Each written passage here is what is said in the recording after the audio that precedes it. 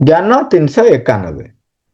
ଔଷଧ ଦ୍ୱାରା ରୋଗ ଭଲ ହୁଏ ନାହିଁ, ତାଠାରୁ ଅଧିକ ପରିମାଣରେ ଡାକ୍ତର ଏବଂ ଔଷଧ ଉପରେ ରହିଥିବା ରୋଗୀର ବିଶ୍ୱାସରୁ ହିଁ ରୋଗ ଭଲ ହୋଇଥାଏ।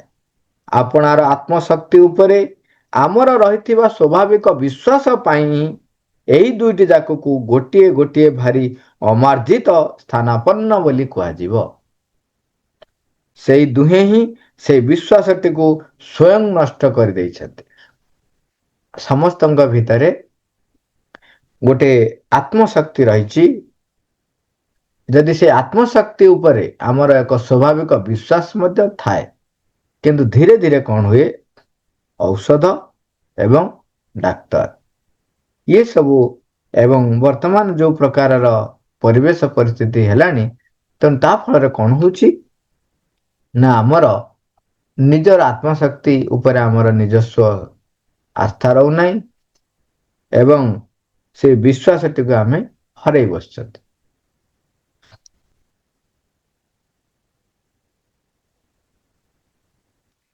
ଏଇଟା ଆମେ ଗତକାଲି କଥା ହେଇଥିଲେ ଯେ କିପରି ବିଶ୍ୱାସ ହିଁ ରୋଗୀକୁ ଭଲ କରେ। ତାର ଡାକ୍ତର ଉପରେ ବିଶ୍ୱାସ ଥାଉ କିମ୍ବା ଔଷଧ ଉପରେ ବିଶ୍ୱାସ ଥାଉ, ସେଇଟା ହିଁ ତାକୁ କ୍ୟୁଅର କରେ। କିଏ? ସେ ବିଶ୍ୱାସ ହିଁ କ୍ୟୁଅର କରେ। ଆମେ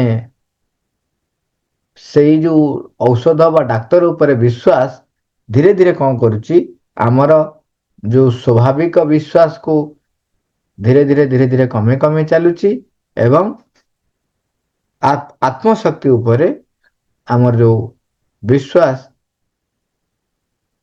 ତାହା ରୋଗ ପ୍ରତିରୋଧକ ଶକ୍ତି ସେଉଠୁ ହିଁ ଆସିଥାଏ। ସେଇ ଯେଉଁ ସିକ୍ରେଟଟିକୁ ଆମେ ହରେଇ ବସୁଛୁ। ଦେଖିଥିବେ ଆପଣମାନେ,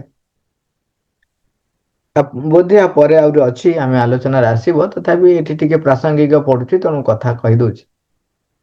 ଯେତେବେଳେ ପଶୁଟିଏ ସିଏ ସ୍ୱାଭାବିକ ଭାବରେ ଜଙ୍ଗଲରେ ପରିଚାଳିତ ହେଉଛି ତାର ନିଜସ୍ୱ ପ୍ରକୃତିରେ, ତାର ଯେତେବେଳେ ଦେହ ଖରାପ ହୁଏ ବା ଅସୁସ୍ଥ ହୁଏ, ଅସୁସ୍ଥ ତ ହୁଅନ୍ତି ନାହିଁ, ଯେତେବେଳେ କିଛି ଅସୁସ୍ଥ ହୁଏ ସେମାନେ ନିଜେ ଯାଇ କୋଉଠି କୋଉଠି ବୁଲି ସେ ଗଛଟି ଖୋଜି ପତ୍ରଟିଏ ଖାଇଦେଇ କି ଚେରଟିଏ ଖାଇଦେଇ ଆସନ୍ତି।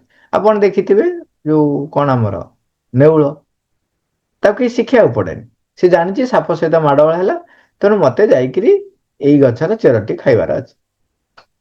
କିନ୍ତୁ ସେଇ ପଶୁଟି ଯେତେବେଳେ ଗୃହପାଳିତ ହେଇଯାଉଛି, ଆମେ ଦେଖୁଥିବେ ଗାଈମାନଙ୍କ କ୍ଷେତ୍ରରେ ସେମାନେ ଆଉ ଜାଣି ପାରୁନାହାନ୍ତି ବା ତାଙ୍କୁ ଆମେ ଯୋଉ ଔଷଧ ଦେଇକିରି, ଏଇଟା ମୁଁ ଦେଖିଛି ଆଗରୁ ଯୋଉମାନେ ଦେଶୀ ଗାଈ ଥିଲେ ସେମାନେ ତାଙ୍କର ଦେହ ଖରାପ କ'ଣ ହେଲେ ସେ ଘାସ ଭିତରୁ ଖୋଜି ଖାଜିକି ଖାଆନ୍ତି, ଖାଇଦିଅନ୍ତି କୋଉ ଘାସ, ତାପରେ ଧୀରେ ଧୀରେ ଦେହ ଭଲ ହେଇଯାଏ।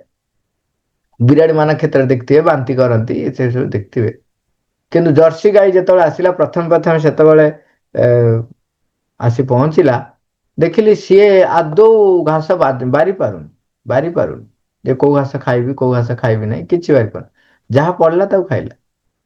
ତାକୁ ଔଷଧ କାହିଁକି ନା ତାକୁ ଔଷଧ ଦେଇକରି ଏମିତି ଅଭ୍ୟସ୍ତ କରିଦିଆ ହେଇଛି, ତା ଭିତରେ ଥିବା ସେଇ ସ୍ୱାଭାବିକ ଆତ୍ମବିଶ୍ୱାସ ସେ ହରେଇ ବସିଛି।